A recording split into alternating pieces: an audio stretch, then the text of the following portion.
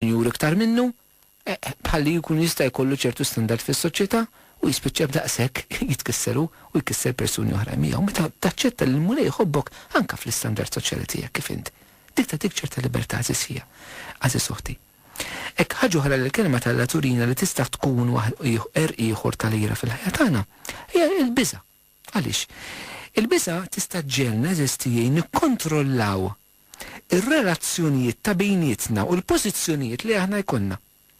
Hekk ir-relazzjonijiet tagħna flok jinbnew fuq il-libertà, fuq il-ħelsien, jinbnew fuq il-biża'. U meta jkollok relazzjoni li qed tinbena fuq il-biża', allura inti qed tipprova tiddomina, qed tipprova tikkontrolla għaliex ma tafx tgħix mod ieħor. Allura jista' jiġrilek illi meta tara ħadd ieħor illi hekk f'ċerta libertà, f'ċertu li qed javvanza, li kapaċi pereżempju jibdu relazzjoni iktar faċli, ovvjament għax m'hemmx din il-biża' fin-nofs, tista' faċilment anke tibda tgħir għalih. U l-kelma tal-mulej eżistijej hawnhekk ukoll hija ta' dawl fil-ħajja tagħna. Għaliex hemm ċerti kliem li l-mulej jgħidilna, l-kelma tal-Alla tgħidilna, illi jgħinuna sabiex aħna nkunu nistgħu nelbu l-biża' fil-ħajja tagħna. L-ewwel ħaġa rridu nirrikonoxxu li jista' jkun hemm biża'. U ma nibżawx mhux noqogħdu nagħmlu maskra nattuha taħt affarijiet oħrajn. Til-ħaġa rridu nistqarruha quddiem Alla din il-biża' ħalli nitolbuh biex bil-qawwa tal-Ispirtu Santu u jkun jista' jibdela ġewwa fina.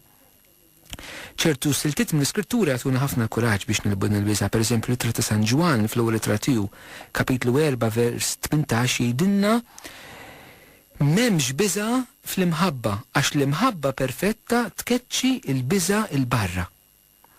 Pereżempju fl-ittra tiegħu r-Rumani kapitlu 8 vers 15 San Pawli jgħidilna imma intom ma rċevejtux l-ispiritu tal-jasar imma rċevejtu l-ispiritu tal-Alla li għajja ġewwa fikom Abba Missier.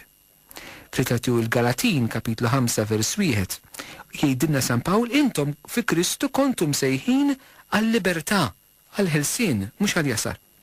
Anka fl-ittra San Ġuda vers 24 jgħidilna dak illi beda dill-opra tajba, dak illi kapaċi jżomkom milli taqgħu jeddejjem qudiemkom u jżomkom fil-glorja tiegħu fil-ferħ. Allura raw eżisti kif din ir-relazzjoni tagħna ma' Ġesu tgħinna nelbu din il-biża' li xi kultant tista' taħkem relazzjoni tagħna li ma jagħtunix il-paċi. Ieħor li jista' jkollha lejra fil-ħajja tiegħi eżisti hija l-erq, deception. Inti jista' jkun li qed tgħidha l ħadd ieħor u int stess qed tkun diżilluż. Inti għandek perċezzjoni tħares lej ir-realtà li fil-verità mixi. Pereżempju, inti timmaġina illi ma nafx il-ġara hija aħjar minnek, mentre fir-realtà tista' mhix vera.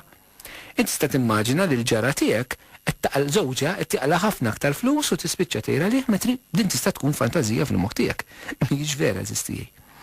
Ġifieri aħna importanti li xi kultant nkunu qegħdin ngħidu u għandna problema li ngħidu, u ma problema aktar tkun għax li l-bażi tagħha hija gidba. Mhix vera. Ma tkunx il-verità. U xi kultant għandna ċertu sens li nistgħu nakkwistaw bil-mod fil-ħajja tagħna isu xi dritt illi aħna għandna l-ċerti affarijiet illi għax nemnuh dan id-dritt iwassalna wkoll sabiex ngħidu. Pereżempju, tfal illi jitilqu mill-familja u jaħsbu li għax forsi fil-familja huma missierhom ħadmu għalaw il-flus u kellhom ċertu ambjent fid-dar. Jippretendu li dawk għandhom msibu fil-ħajja tagħhom mingħajr huma lesti li jħallsu l-prezz biex ikollhom dak li kellhom huma missierhom. Jiġifieri xi kultant hija gidba kif tista' tippretendi int li ħassib li stess affarijiet li kellek id-dar sempliċement għax kellek dawn l-affarijiet id-dar. Allura kapaċi tista' anke tgħidha l ħadd ieħor li mbagħad għandu affarijiet iktar milli għandek inti u tippretendi li inti kollok iktar minnu għax inti id-dar kellek ċerti affarijiet. Jiġifieri din l-istess ħaġa. Inti tista' tgħidha l sieħbek fuq ix-xogħol illi ħa promotion u ħadem għalija, inti tippretendi għax forsi lek daqshekk snin illi jkollok promotion ukoll, tgħidha l sieħbek però fir-realtà m'intix lest illi tħallas il-prezz li sieħbek ħallas, l-istudju, il-ħin, l-investiment li jagħmel, il-mod kif jagħmel ix-xogħol. Ċertament mhux qed nitkellem meta promotion tingħata minn ġustizzja ma meta tingħata b'ġustizzja, ġifieri inti m'għandek l-ebda dritt li tistenna li ħajkollok dik l-istess promozzjoni. Jekk inti m'intix lest anke li tħallas ċertu prezz għaliha. Hekk ġifieri jista' jkun li ċerta ira fil-ħajja tagħna toħroġ minn ċertu viżjoni li hija mqarqa tal-ħajja. ċertu viżjoni li mhijiex ġusta, mhijiex f'posta. Allora tispiċċa dbaħti għax tgħid manka l-bażi tal-ira tiegħek biex ngħidu hekk jekk jidba'. Ħaġa oħra, raba ħaġa tkun kawża u fuq din tal-qer eżistija l-kelma talla hija ħafna tajnuna. Ġesu jgħidilna fl-Evanġelu tiegħu skont San Ġwan kapitlu 8 vers 32 il-verità teħliskom. Mela inti fittex dejjem li tkun fil-verità, mhux fir-realtà li tipprova timmaġina inti kif int taħseb li huma l-affarijiet, imma li tkun fil-verità u tagħtik il-libertà inkluż il-libertà minn dilejra fil-ħajja tiegħek. Għax hekk int qed tgħid abbażi ta' idea żbaljata fuq ħadd ieħor, allura jiġifieri l-bażi tiegħek diġà żbaljata hemmhekk waqt titterranġa. X'qed ngħid li meta nkun naqgħu fl-ejra jridu nħarsu ftit lejn l-eruq tal-ejra fil-ħajja tagħna. Hekk s'issa rajna kif l-ejra tista' tkun ġejja mill-biża', tista' tkun ġejja minn ċertu erq fil-ħajja tagħna u l-ejra tista' tkun ġejja wkoll minn nuqqas ta' sigurtà li aħna jkollna.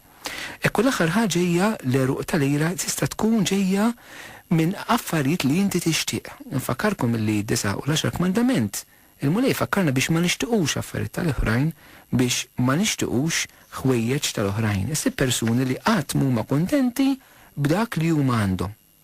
Imma dejjem iridu jkunu bħal ħaddieħor, jekk mhux iridu jkunu aħjar minn ħaddieħor jew mhux inqas minn ħaddieħor, imma dejjem kuntenti kif jgħid il-Malti il-borma ta' ġarek tfuq aktar minn ta' darek. Jiġifieri dejjem moħħok f'ħaddieħor, konsegwenza ta' hekk tispiċċa tgħid iktar u iktar meta inti ma taċċettax il-limitazzjonijiet tiegħek. Meta inti m'għandikx ċertu flus pereżempju biex tagħmel ċertu affarijiet. Meta inti taċċetta li forsi m'għandekx ċerta intelligenza, m'għandekx ċerta skola biex tagħmel ċerti affarijiet. Allura importanti eżistijej li aħna qogħdu attenti li l-qalb tagħna ma tinqabadx illi trid toqgħod tfittex affarijiet oħrajn. Irridu nitalmu kull wieħed u waħda minna flok jixxennaq għad-doni għat-talenti ta' ħaddieħor għal dak li għandu ħaddieħor, irid jiskopri dak li għandu, dak li l-murej tagħ. U din importanti ħafna lix dinna li nixxenqu affarijiet tal-oħrajn ma tiġrix biss fl-affarijiet materjali. Però tista' tiġri wkoll fl-affarijiet spiritwali fil-ħajja tagħna eżistijej. Jista' jkun li inti tixxenna li jkollok don ta' predikazzjoni li għandu xi ħadd fil-grupp tiegħek. Tixxenna li inti jkollok don ta' fejqan bħal ma nafx min. Tixxenna li inti għandek don li tagħmel atti ta' karità bħal sieħbek fil-komunità. Tixxenna li inti fejna fien kapaċi jekk tkun tħuli man-nies tal-mod li tiġbed ħafna nies ħalli tkun tistressahom ġisu, tixtieq li kieku inti tista' tifhem il-bibja bħal ma nafx min li jkollok xewqat tajbin ma fihom xejn ħażin. Imma meta dawn ix-xewqat tajbin joħorġu minn tqabbil ma' persuni oħrajn biex inti tkun bħal xi ħadd ieħor, allura l-ewwel ħaġa l-motivazzjoni tiegħek laqas hija tajba. Anke fil-ħajja spiritwali. Mhix motivazzjoni biex inti tkun għas-servizz tal-poplu tal-Alla. Biex inti tkun tista' taqdi fil-Knisja, biex inti tkun tista' taqdi fil-komunità. Imma ċerti talenti inti tkun tridhom biex tavvanza lilek innifsek. Biex tavvanza tkun tkun fuq ħaddieħor. Allura fir-realtà m'intix tippromovi l-Kristu, imma tippromovi lilek innifsek. Jiena naħseb illi anke fil-ħajja spiritwali tagħna ħaġa importanti li nagħmlu jekk ma rridux naqgħu fl-lejra u rridu nfiequ mill-lejra fil-ħajja tagħna hija li nirrikonoxxu illi t-talenti li aħna għandna kull wieħed